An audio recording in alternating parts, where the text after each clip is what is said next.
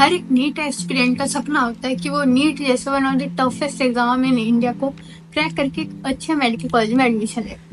लेकिन जितना ही डिफिकल्ट है नीट को क्रैक करना, उससे कई गुना ज्यादा डिफिकल्ट है एमबीबीएस लाइफ। तो आज मैं बात करूंगी the struggles which every medico face during their MBBS journey, और स्पेशली बात करूंगी अपने कॉलेज के बारे में, लेडी हार्डिंग मेडिकल कॉलेज के बारे में, क्योंकि बहुत सारे लोग कहते हैं कि दिल्ली का मोस्ट स्ट्रिक्ट कॉलेज है और बहुत सारा प्रेशर रहता है यहाँ के बच्चों में। तो सबसे पहली बात, क्या एमबीबीएस सच में इतनी डिफिकल्ट है?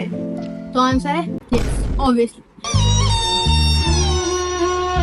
सबसे पहले जो चीज है वो है तुम्हारा वास्ट सिलेबस। सबसे पहले जो डिफिकल्टी तुम लोग फेस करोगे, क्योंकि सिलेबस बहुत ज्यादा है और बहुत सारे लोग तो इसमें टेंशन में हो जाते हैं कि अरे ये तो मैंने पढ़ा था, ये मैं कैसे भूल गई, मैंने इतनी मेहनत से इसको पढ़ा था और अब मैं आके एग्जाम टाइम में उसे कैसे भूल सकती हूँ। तो मतलब बहुत सिलेबस है, तुम अगर रिवाइज नहीं करोगे तो तुम पीछे का सारा भूल जाओगे। उसके बाद है practicals, log books, dissection, anatomy के लिए, और जितने तुम्हारे कॉम्पिटेंसीज हैं सब तुम परफॉर्म करनी है, सारी तुम्हें साइन करवानी है, सारी लॉग बुक तुम्हें साइन करवानी है। फिर इट्स लाइक हर महीने, हर हफ्ते या फिर हर टॉपिक के बाद तुम्हारे टेस्ट होंगे सारे सब्जेक्ट में, फिजियोलॉजी, एनाटॉमी, बायोकेमिस्ट्री सब है।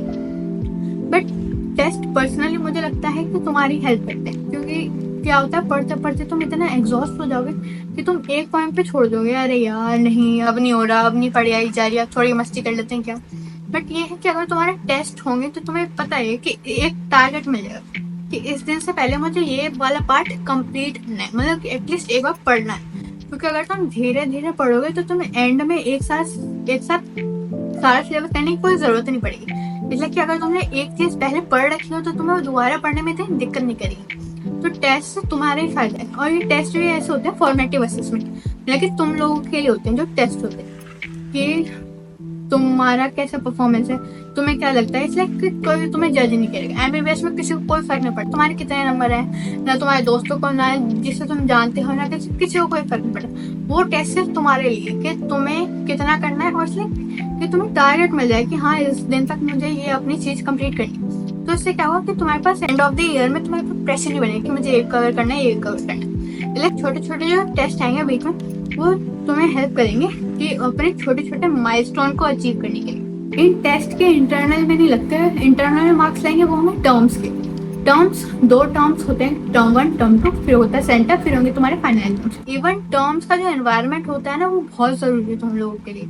बहुत ज्यादा प्रेशर, बिना नींद के पढ़ना, सुबह दिन रात हर दिन पढ़ना, ये इम्पोर्टेंट है कि तुम जो तुम्हारे फाइनल एग्जाम्स है, तुम्हारी जो सेंटअप है, उसके अंदर तुम पैनिक ना करो और तुम्हारा एक पोर्शन कंप्लीट हो जाए एटलीस्ट हर 3 महीने में होते हैं एग्जाम्स।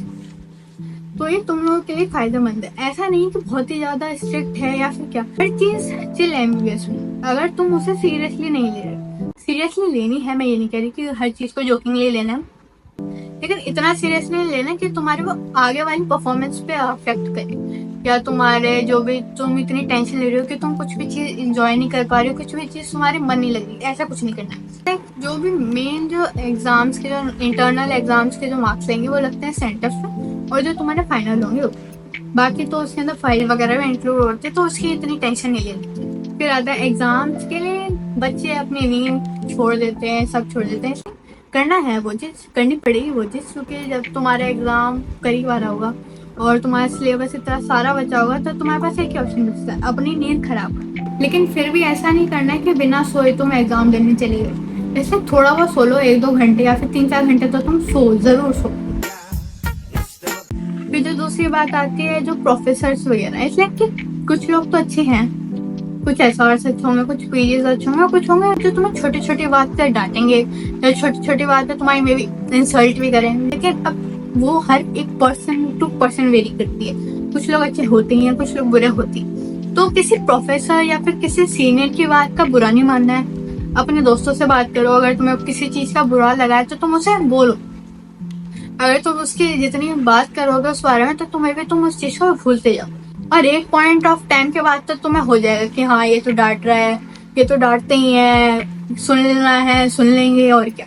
बस ये है कि इतनी बात सीरियसली नहीं है, बस चिल कर। तुम्हें सोचो यार, कोई भी रैंडम जिसे तुम अब तक जानते भी नहीं हो, वो तुम्हें कुछ भी ऐसे बोल रहा था, तुम्हें क्यों अफेक्ट कर रही हो? तुम्हें ये चीजें अफेक्ट नहीं करनी चाहिए। चाहे वो सीनियर हो, चाहे वो कोई भी प्रोफेसर हो, कोई भी एसआर हो, कोई भी पीजी, कोई भी तुम्हें कुछ भी कहता है, चाहे बुरा कहा है, चाहे कुछ भी, तुम्हें उससे अफेक्ट नहीं होना है। उसकी थोड़ी बहुत बुराई कर दो तो तुम्हारा सारा गुस्सा निकल जाएगा। लेडी हार्डिंग स्ट्रिक्ट है एग्जाम्स को लेके, टेस्ट्स को लेके, फॉर्मेटिव असेसमेंट वगैरह सब को लेके, लेकिन इन सब से तुम्हारा ही फायदा हो रहा है कि तुम्हारा बैकलॉग नहीं लगेगा। इवन तुम्हें सारा सिलेबस एक साथ एंड में करने का जो प्रेशर बिल्डअप होगा ना, वो नहीं होगा। तो अच्छा ही है तुम लोगों के लिए, इतना कुछ बुरा नहीं है, या फिर इतनी कोई स्ट्रिक्टनेस नहीं लगती मुझे पर्सनली। मेरे हिसाब से ये कि अगर तुम काम एंड कंपोज रहोगे तो तुम्हें दुनिया की कोई भी चीज परेशान नहीं करेगी। अब ठीक है स्ट्रिक्ट, क्या कर सकते हैं, कुछ नहीं कर सकते, तो चिल करो, घूमो फिरो, गाओ ना। तो बस ये, ज्यादा कोई स्ट्रिक्ट नहीं है, तुम लोग एंजॉय करोगे डेफिनेटली। तुम लोग एक नई लाइफ को एक्सपीरियंस करने वाले हो, तुम्हें डेफिनेटली मजा आएगा। मजा नहीं है तो उस गम में भी मजा है। वाह वाह। तो बस था ये आज की वीडियो के बारे में। ज्यादा सोच के मत आओ कि बहुत टफ है या फिर क्या, धीरे धीरे सब हो जाएगा।